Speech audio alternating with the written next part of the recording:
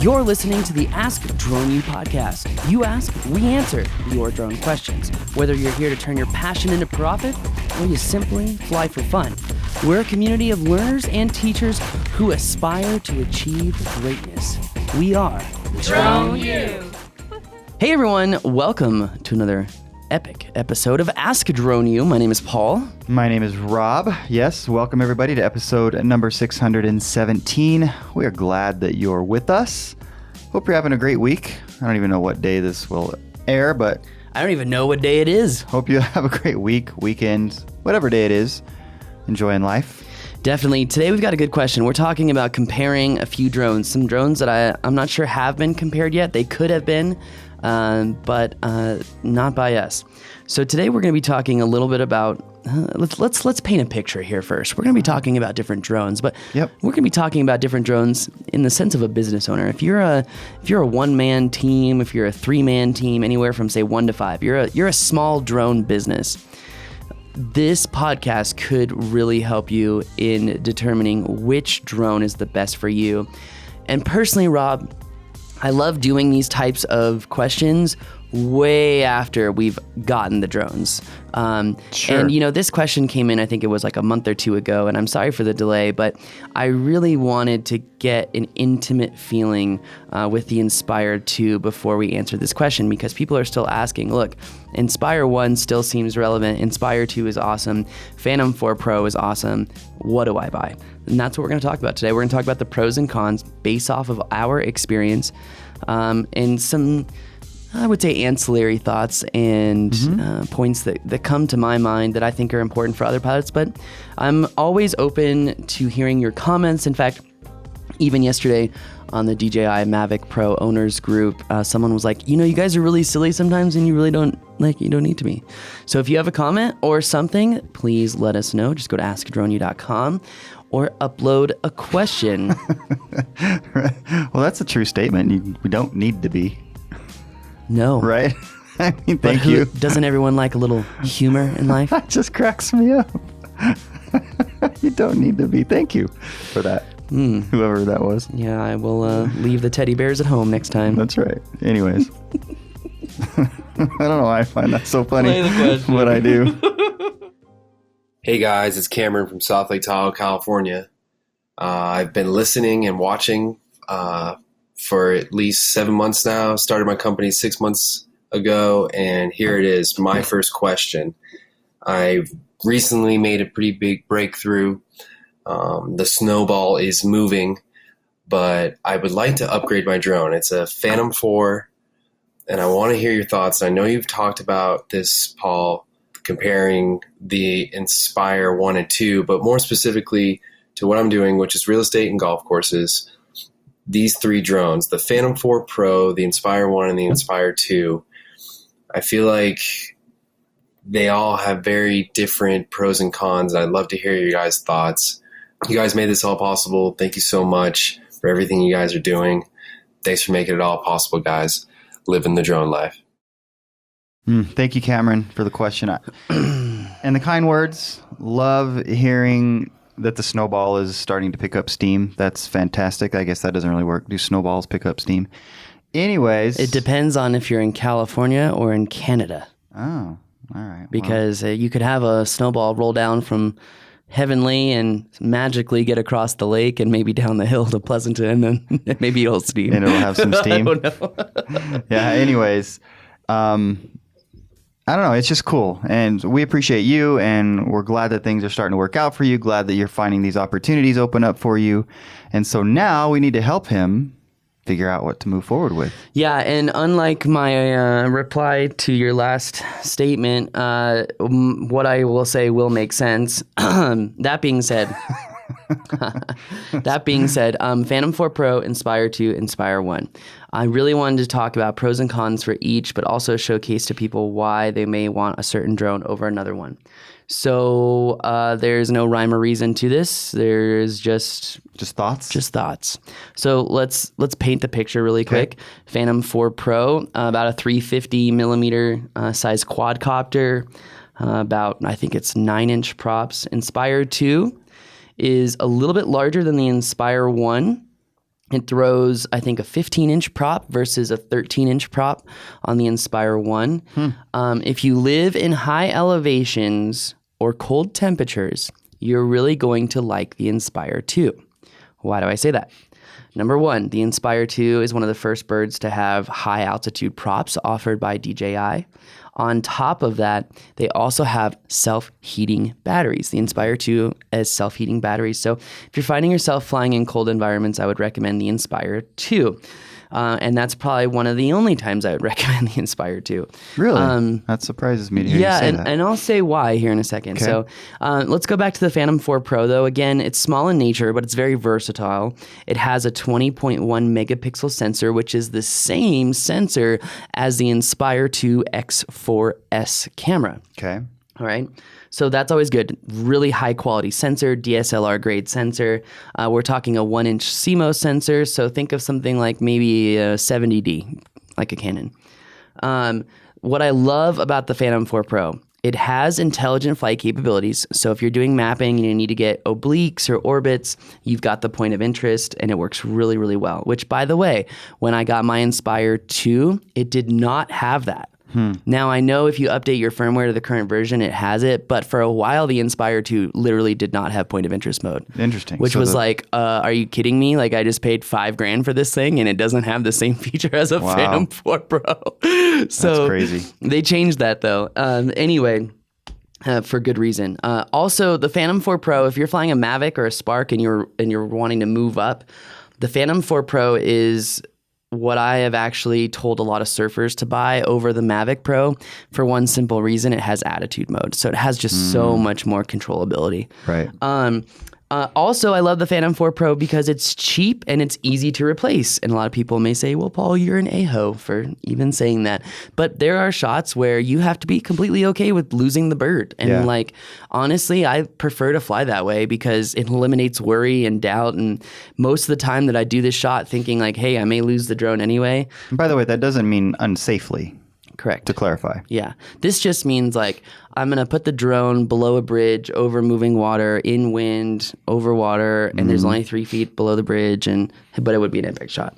Yeah. That's what I'm talking about. Yeah, so by flying that way, you're going to get shots that the majority of people won't get because they're not willing to fly with that kind of risk. Exactly. Yeah. So, and remember, we're not risking safety of people. That's really, really important. It's just safety of the drone. Correct. Yes. I like also in the Phantom 4 the ability to turn off all the sensors and still have full control. It's flying in attitude mode.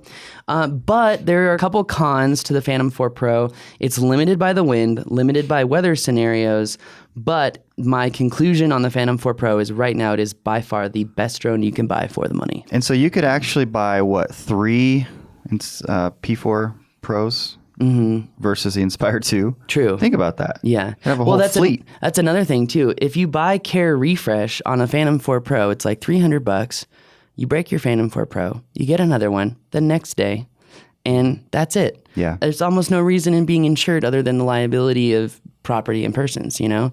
At least there's no reason to have hull insurance anymore. That's for damn sure. Right. Yeah. I mean, this is the beauty. It's funny. One guy said a long time ago, and he got roasted on social media, it was funny because you just see that a majority of social media people who have the time to spend on social media are in a certain audience. Okay. And there are other people who take filming to the extreme and they think about scenarios in a very different mindset. Right. And one guy was saying like, yeah, the Inspire Pro is the cheapest 4K camera that I can destroy on a whim. You know, and everyone was like, oh, what? You know, and it's like, he's got a point, you know. That's kind of what you were just saying, yeah.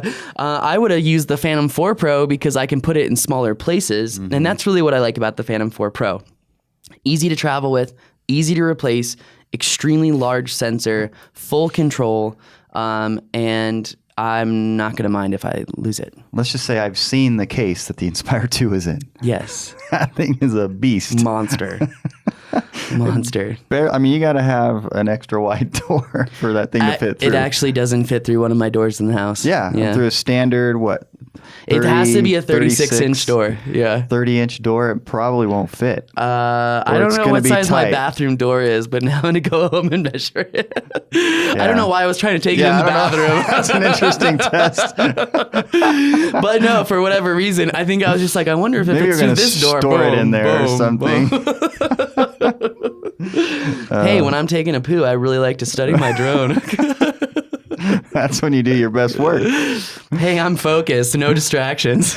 So it's interesting to hear you talk about this. All of that said, I would have to say that I see you fly the Inspire 1 or even the Inspire 2 more than the P4 Pro.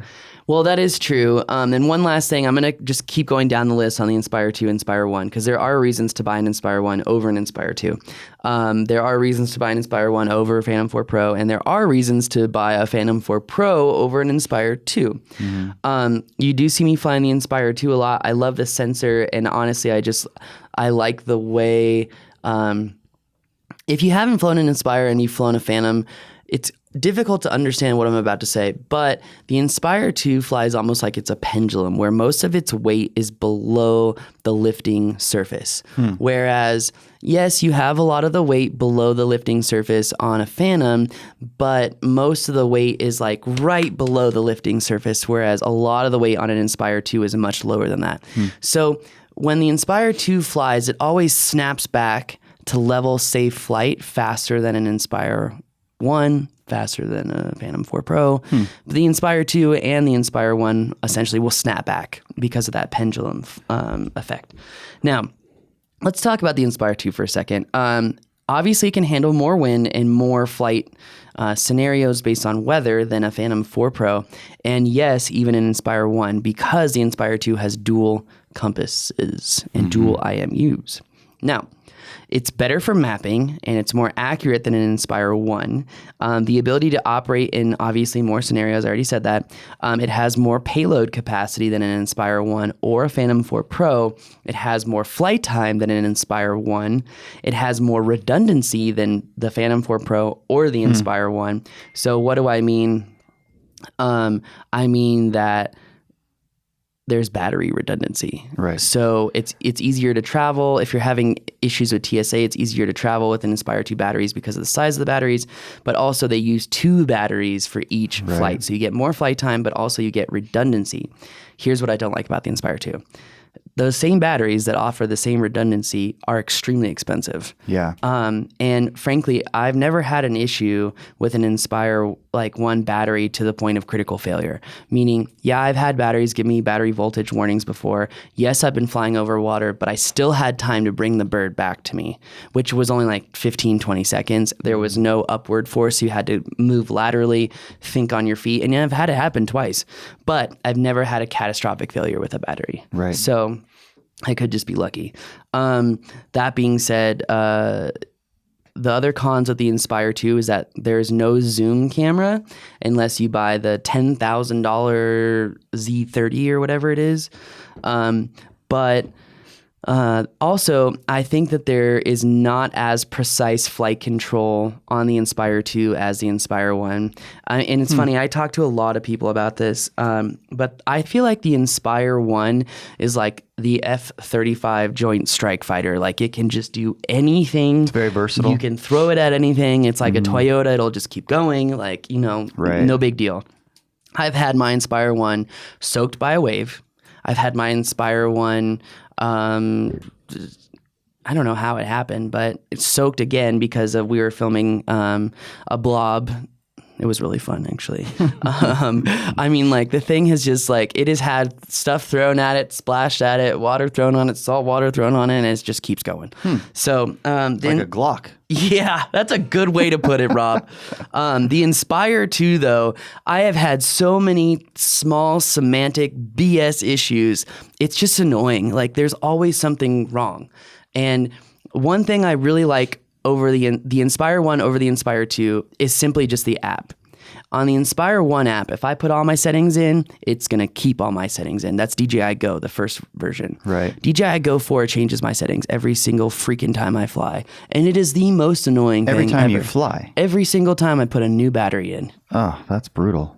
Some of the settings stay consistent, but a lot of them change every single time. With the old Inspire1, if I wanted to set up my camera settings and leave them there and lock them in place and lock my gains in place and lock all these other settings in place, they were locked.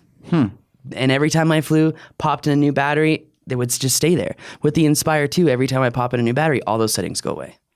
It's just like reset. And that doesn't make any sense at all. Well, it does if you're a coder and a developer, because they push these firmware updates out so fast. There's multiple vehicles inside one app, so you have multiple updates inside the updates. And frankly, it's just so much going on, there's always a problem. I'm back to, I don't update my drones anymore. Yeah. I'm back to it. But they don't have to push out the firmware updates to where it does that. I mean, they could program it such that it keeps your existing settings. They could, but from what I understand from a coder's perspective is that it makes it exponentially more difficult to do firmware updates. I don't know how. I'm not a coder. I don't know. Please comment if you do. No, I mean, I could just see the variables increase exponentially. Yeah, but I mean, we're talking about a company that I call it pure laziness, because you're talking about a company that has, 2,000 engineers. Why can't they get that right? Yeah, no, Come on. They absolutely could. It's a matter of priority is what it sounds like. You brought up payload. Is that, how important is that? So I asked that question because, for example, as I understand it, DJI has established the Inspire 2 to not make it an industrial drone, for example. So what are you really going to need that extra payload for? Well, that's a really good question. The X5 camera was kind of heavy for the Inspire 1. A lot of people say like, it flies fine, blah, blah, blah. I don't think so. I think it's a little bit too much weight for that bird. Just a little bit too much. Because you don't have the smoothness and control that you do with the X3. Like, it's just not as agile. With the Inspire 2, when you fly the X5S, it carries that camera as if it's no different from the X4S. So when I say it's got a better payload capacity, that's also going to equate to endurance when you put a larger camera on there. And that's really important. Now, the Inspire 2, though, a couple cons. Again, not as precise flight control as the Inspire 1. I've been noticing that there are priority controls on the Inspire 2 that the Inspire 1 doesn't have. What do I mean priority controls? I mean that your roll and pitch are priority over elevation and yaw for whatever reason. And I've tested this over and over and over again. When you say they're priority, you mean they're more sensitive on the sticks? Here's the example. If I hit full elevation and I hit full forward pitch on my Inspire 1, I'm going to get a nice, perfect linear elevation in, rise over run. It's going to be perfect just going up as they mix both elevation and forward momentum perfectly together. Okay. The Inspire 2, if I hit elevation and pitch, full power, both going up, it's going to prioritize pitch over elevation.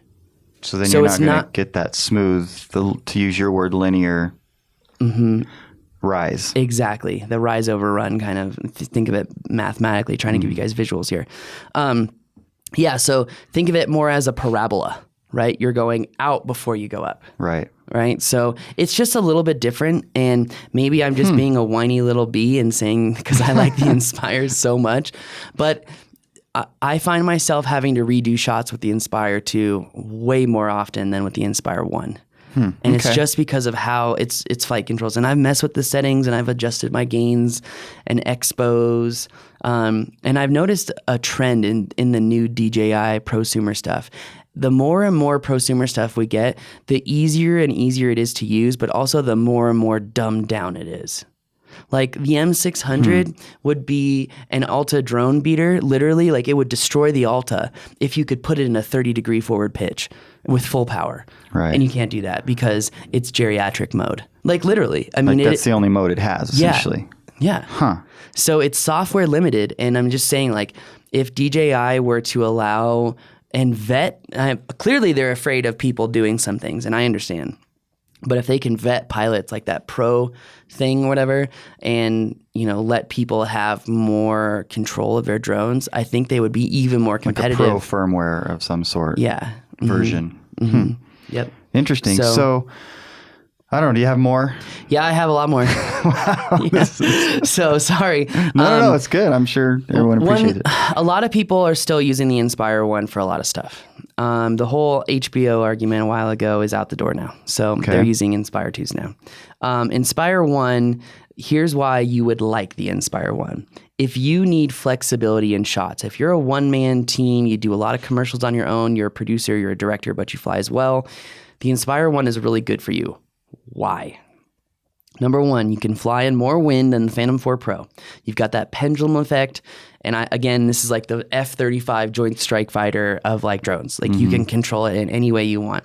And, don't let me forget, but let's go back and I'm going to read the DJI statistics of these drones. And then I'm going to pull up my DJI Go app and give you my maximum, essentially records of what I've done with the drones and match those statistics versus what's on the website.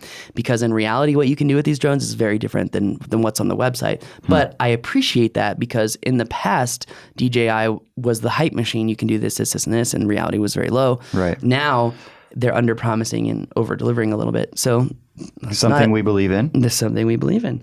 Inspire1. I already told you the pros about flying in weather. It's got agility, speed, precise control, but it also has the most flexibility for people. Why? You can fly the Z3 camera. That's zoom, right? You got 80 millimeters of zoom. Looks great. High resolution camera, you can fly the X5. You're not going to get that much endurance. So the flight time on the Inspire1, in my experience, is about half of the Inspire 2. Whoa. Yeah, so. Okay. That's pretty significant. Yeah. But again, it's flexibility over endurance. And I'm really trying to present a full story for everyone here so you can make the best decision. Are you trying to film weddings? If yes, then look, you can't fly over people. We all know it. It's only a matter of time before one of your competition calls the FAA on you. Like, let's face it. Right. So use a zoom camera, then you never have to fly over anyone. Right. It's just about being creative in solving these problems. I mean, I flew a wedding 2 weeks ago in Corrales, and the guy was like, I really want to hire you, and everyone says you're the best, but I'm not sure the money's worth it because you're not supposed to fly over people. And I'm like, yeah, and what's the problem? Right. You know what I mean? So I just had to explain to him how I would do it. And then I'm like, I'm never doing that again. I'm just going to paint some stupid story to make it simple. No, I mean, helping because everybody has a perspective of how they think it should look, right? And so people have that vision in their mind of that direct overshot view. When in fact you can do a lot more creative stuff that they're going to be very happy with. You just have to help them understand that. Agreed. And so you can also, on the Inspire1, you have a lot more flexibility in shots too. Like you can do the vertigo effect on an Inspire1. You can't do it on an Inspire 2 unless you have the X5S. Unlock the Pro Cinema stuff. That's another $1,000.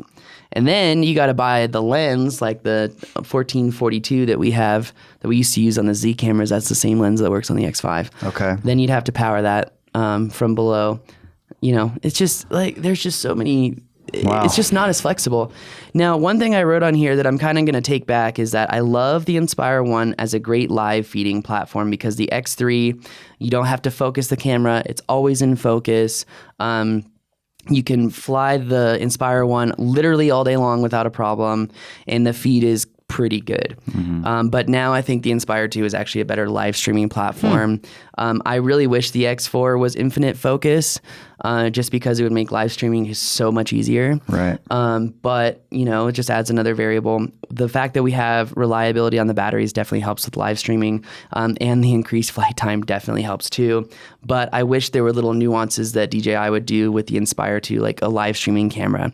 X4S is cheap, $600. Why not a $300 camera that's made specifically for live streaming, infinite focus? Yeah. No focus control, because I have seen, and maybe this is a good thing for our industry, I have seen countless people who say they're pilots, go do events, live streaming stuff, out of focus, can't keep up with riders. It's fascinating. I mean, it is just, people are learning right now the difference between a good drone pilot and a bad drone pilot. Oh, sure. So I would say in conclusion, the Phantom 4 Pro is the best drone for the money because it's easy to replace, huge camera sensor, unbelievable capability in flight, and all around the best drone for the money. Inspire 2, very, very powerful drone, extremely reliable, very redundant, has multiple redundancies, but you're going to pay a lot of money for that. And it's overkill probably for what Cameron was looking for, which was real estate and golf course stuff. Yeah, I would definitely say it's overkill for that. But if he's got a golf course and he's dealing with, intense winds, he's probably going to need an Inspire. True. The Phantom 4 Pro just can't really get good quality footage over 20 miles an hour. Yeah. So at least 20 miles an hour in wind. But an Inspire1 could. Oh, yeah. Oh, Yeah. yeah. I've flown the Inspire1 in up to 45 mile an hour winds and still captured buttery smooth footage. It's all about how you do it. Exactly. You're using the wind to your advantage is the only way that's going to work. And the app and the people who are like, how do you use the app to control the camera? I'm like, are you serious? Like, this is like the secret. This is like how you get really good footage in the wind is you have really smooth motion with your fingers. You don't even have to use the controller. It's so much easier. Like, Right. And people are like, it's so hard. I'm like, you shouldn't be. Just go home. Just go home. Or just go practice. Maybe that's better advice. No, just go home. So, just drop everything and leave it there. We're gonna let someone else come pick it up who will put the time in. So anyway, that's what I say. Or listen to the podcast. Or listen to podcast. Well, I say that because if you have an open mind, you're willing to learn, and you put the time in, there is nothing in your way of success other than your own mental obstacles. Absolutely. So anyway, conclusion, Inspire 2, very good for redundancies, very reliable, very expensive. Inspire 1, the most flexible drone on the market, the ability to fly in extreme weather, and reliability over time. I currently have 1,400 hours on my Inspire 1. Really? And I have not had a single piece of equipment fail on it, ever. Solid bird. Ever. Now, one of my motors is changing color, and John said I should probably replace it. I want to see how long that mofo lasts. Crap. I knew that was coming. I think we should listen to the wisdom of John. Well, he was also like, you know how you come in for those really sharp 180 turns that everyone like tries to copy you on? And I'm like, yeah. And he's like, yeah, the blades are literally like hyper spinning like this and snapping back down. And that's what's causing that noise. And he's like, and your motor's overspinning. He's like, that's literally what it is. And if you look at the new firmware upgrades, it's literally, they say motor overspin. Mm-hmm. And on the Inspire 2, I can't even do a hard snap and a left turn. I can only do a hard snap and a right turn. Really? Maybe that's personal control, but every time I try to throw it in a hard left turn, it will not let me yaw that fast. It stops it. Yeah.